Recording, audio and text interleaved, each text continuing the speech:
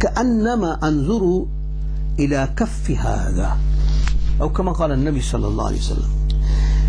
The beloved Habib sallallahu alayhi wasallam states, Allah presented the world to me. Allah presented the world to me, and I see this world and the happenings in it till Qiyamah.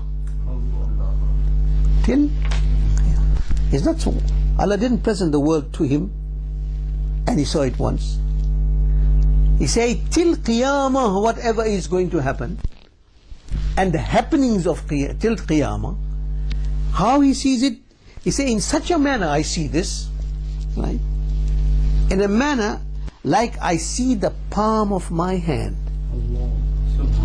Allahumma salli ala Sayyidina Muhammad wa alihi wa sahbihi wa sallim. Like he sees the palm of his hand. Now this is what the Nabi sallallahu alayhi wa sallam says. All the happenings as if a small screen is in the palm, and everything is happening. What happened, what is happening, what will happen till Qiyamah, the Nabi sallallahu alayhi wa sallam is watching it. Right? Now let me draw your attention to a senior representative. Right? 400-500 years after the Nabi sallallahu alaihi wasallam born, Ghaus al-Azam, Sultan al-Awliya, Sayyiduna Shaykh Abdul Qadir al-Jilani radiyallahu ta'ala says in his Qasida al-Ghawthiyya or Qasida al-Khamriyya. Khamr means wine, divine wine. When Huzur Ghaus al-Azam radiyallahu ta'ala was engrossed in a state of spiritual ecstasy, when in a state of spiritual rapture. What is that? When he is looking at the Jamal of Allah subhanahu wa ta'ala, engrossed in the beauty of Allah subhanahu wa ta'ala, then the words that come out there has a different value. Now this is first hand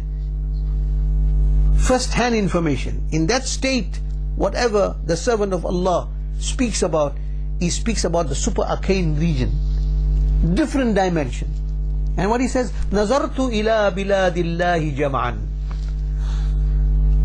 Nazartu ila biladillah. Bilad is a plural of balad. Balad means city, bilad means cities. Nazartu ila biladillahi jam'an tells you every single city on this world. Jam'an, all. I look at the cities of Allah subhanahu wa ta'ala collectively.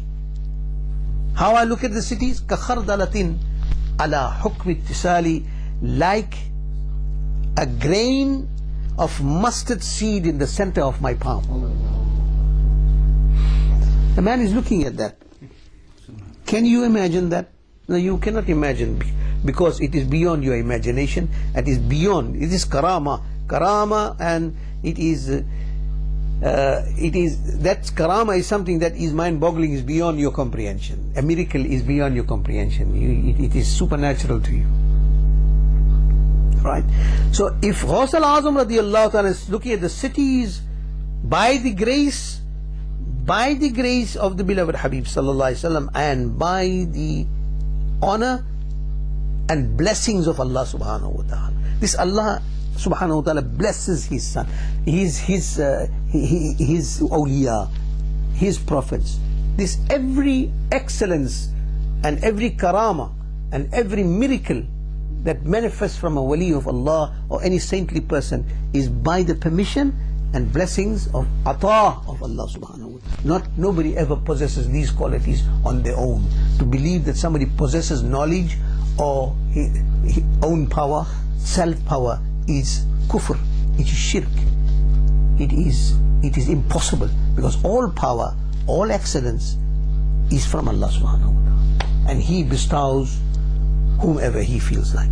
So this accusation that is put onto us by splinter groups and renegade groups who say that we believe we are associating partnerships with Allah subhanahu wa ta'ala, it is a very, very serious accusation. It is incorrect, unjustified, baseless, and absolute rubbish.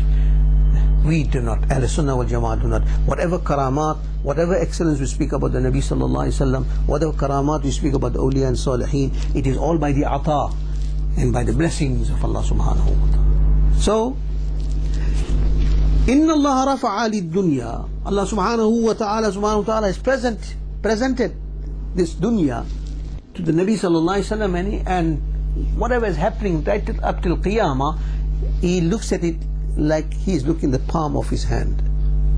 And Allah has given him authority to interfere by His grace, to do as He pleases, because His pleasure is Allah's pleasure. His pleasure is Allah's pleasure. His ita'at and His obedience is Allah's obedience. This is the fundamental article. مَن يُطِعِ الرَّسُولَ فَقَدْ أَطَاعَ اللَّهِ. One who has been obedient to the Nabi sallallahu alaihi wasallam is obedient to Allah. أَطِيعُ اللَّهَ وَأَطِيعُ الرَّسُولِ. Be obedient to Allah and be obedient. These things are all linked, and not linked by any Imam or Maulana Sahib or any group or any madrasa. This is linked by Allah subhanahu wa ta'ala. This is how Allah speaks about it. So the pleasure of the Nabi is the pleasure of Allah. Displeasure of the Nabi is a displeasure of Allah subhanahu wa ta'ala. So Allah has bestowed this authority on the Nabi sallallahu alaihi wasallam of being Hadir and Nazir, and yet we have the audacity and we have the courage to go and object and say that this form of belief is shirk, when you have to tear out the pages of the Quran and throw it away, and when you do that you become a kafir. So you cannot reject a single dot, a syllable of the whole Quran al-Kareem, right? Okay. The next hadith, فَتَجَلَّى لِي كُلُّ شَيْءٍ وَعَرَفْتُ. أو كما قال النبي صلى الله عليه وسلم مشكات باب المساجد برواية الترمذي. This hadith is recorded in Mishkat in the chapter of Al-Masjid, discussing the Masjid, and on the authority of Tirmidhi, the hadith manual Tirmidhi. Nabi sallallahu alaihi wasallam says, thus everything was exposed to me and I recognized them. When Allah subhanahu wa ta'ala exposed all, showed him all the city, say everything was not presently, not at the time of the Sahaba, right up to Qiyamah. He recognized everything. He saw everything, recognized everything, and Allah subhanahu wa ta'ala gave him the authority of tasarruf. Tasarruf means to do as he please, by Allah's permission. Obviously the Nabi sallallahu alaihi wasallam will not do anything. We must understand this very, very carefully. The Nabi sallallahu alaihi wasallam has been given the authority to do as he please. Now what is his pleasure? And Nabi does nothing without the permission of Allah. And Nabi does nothing without the permission of Allah. Allah has given him the authority to do as he pleases. So what it means? Whatever he does is in fact the pleasure of Allah. Number one. Number two, what proof? Allah says in the Holy Quran, وَمَا يَنْتِقُ عَنِ الْهَوَىٰ إِنْ هُوَ إِلَّا وَحْيٌ يُوحَىٰ. The Nabi sallallahu alayhi wasallam does not speak until Allah doesn't send him a wahi to speak. So a Nabi only speaks if Allah permits him to speak. When Allah permits him to speak, then he speaks. Such is the dedication and shan and state of fana, extinction in Allah subhanahu wa ta'ala. Nabi doesn't eat until Allah subhanahu wa ta'ala orders him to eat.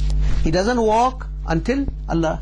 Such is his status, such is his extinction, so much so, right? He has sacrificed everything for the pleasure of Allah subhanahu wa ta'ala, and Allah has given him the authority. So his action is by Allah's permission. His pleasure is Allah's pleasure. And Allah subhanahu wa ta'ala says, do my mahbub, I